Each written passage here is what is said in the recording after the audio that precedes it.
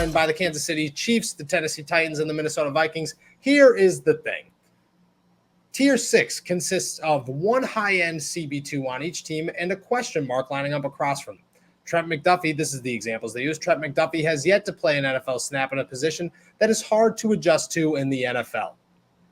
People do not read their stuff, man. Don't use the word NFL twice in a sentence. It sounds terrible. Caleb Farley and Ahkello Witherspoon both must stay healthy, while Patrick Peterson is in the twilight of his days as a viable NFL starter.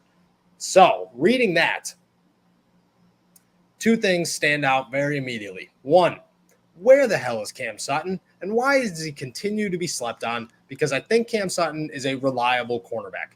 And two, go ahead. Sorry, no, go ahead. No, finish it up. I think they were just ranking outside cornerback duos. But Cam's going to play outside. Cam is a starting outside cornerback. He's been for 2 years. Like, he's going to start on the outside this year. Who's playing in the slot? Arthur Millette, unfortunately. I don't think he signed Levi Wallace to be like a rotational corner, and then I'm obviously telling like what Ahkello I've Witherspoon. seen, that's what it's going to be. Like, is Levi Wallace the odd man out? Yeah, he's the rotational piece with Cam Sutton moving down when need be. Interesting. Cam Sutton's I've been working under the assumption this entire time that the outside corners are going to be Ahkello Witherspoon, Levi Wallace, and then Cam Sutton was going to be playing at the slot. No, I think a lot of people have that same assumption, but just from minicamp and OTAs, it is Levi Wallace is the rotational piece, and it doesn't take like a ton for Cam Sutton to come off the field, but Ahkello Witherspoon's the true CB1, Cam is the rotational guy, and he'll move inside and outside, and then Levi Wallace is the next guy on the field. Maybe that'll change, but as of right now. Go look at the last comment in the chat. I think we have a winner. George Pickens? Bro, George Pickens. George Pickens would probably put up a fight. Dude, he put up like 4 fights in college. That's why he got pushed down to the second round.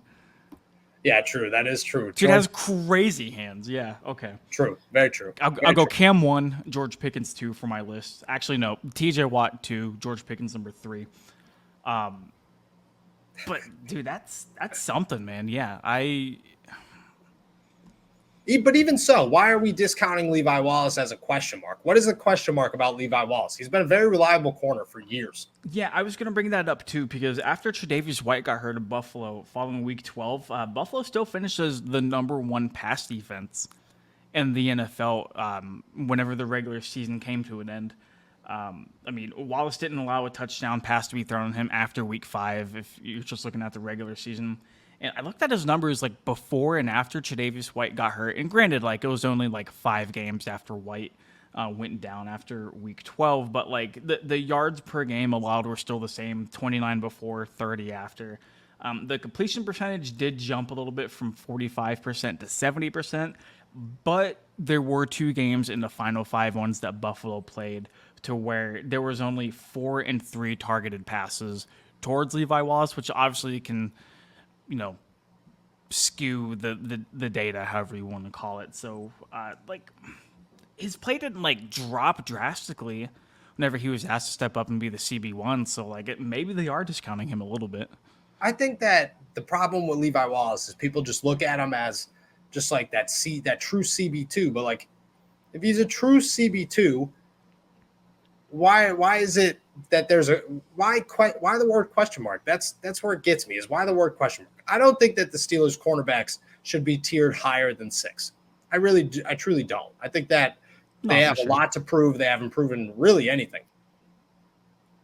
But at the same time, I think that there's a lot more upside with this group than people see. And if everything clicks, and that's a lot of everythings, but if everything clicks, I don't understand why they can't be great. Ahkello Witherspoon has all the makings of a true star cornerback. Levi Wallace has been a dog since the second he's been born. Cam Sutton has been as reliable as they come since he's joined the NFL in multiple positions. And they have a bunch of just plug and play guys like Arthur Millette, DeMonte KZ. I guess you could take a risk on James Pierre maybe if he makes the team over Justin Lane. And I feel there's like a lot going on, like nothing big, but like what if the Steelers ever had a big cornerback room? I remember the days of Ross Cockrell. What Ross Cockrell? Bro. Like who was the guy Sensenbaugh? The Steelers traded for Cody Sensenbaugh like he was about to save the entire team. That's how they've always lived and died. I don't think this year is any different. And I think that there's a lot of national media like acting like their secondary is just so screwed because of this quarterback room. I'm like, dude, they won Super Bowls. Like Ike Taylor was a great cornerback, but he's not a superstar on 31 other teams in the NFL. In Pittsburgh, he was a superstar for almost a dozen years. And like, that's because in Pittsburgh, that's all you need is you need one dog. Steelers got minimum 3. So answer this for me. Do you think if the Steelers still had Joe Hayden, they would be ranked any higher? Or should they be ranked any higher if they had Joe Hayden? That's a good question because I don't know.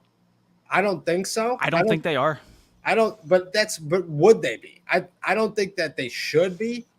Would you know what I mean? Like would people look at this? Because this is national media. The 33rd team is not standing on the sideline at practice during minicamp.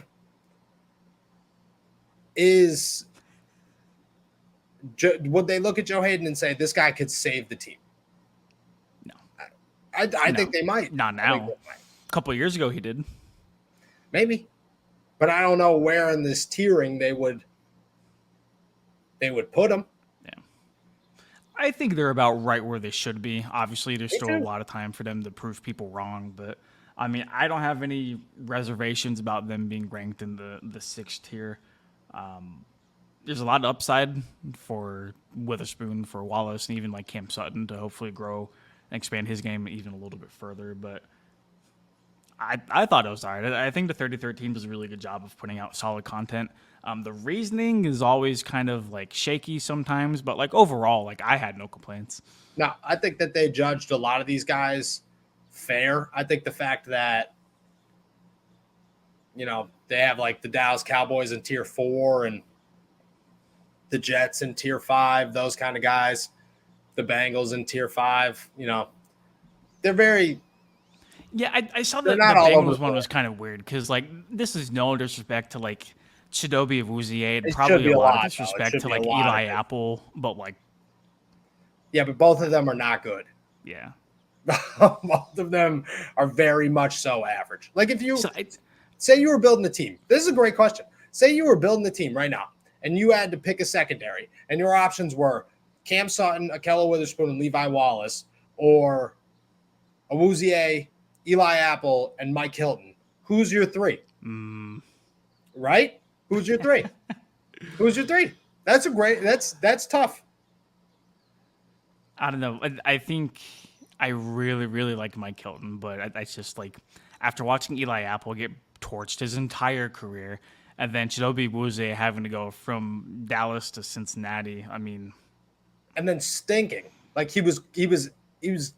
I don't even want to say he was great. He was all right in Dallas.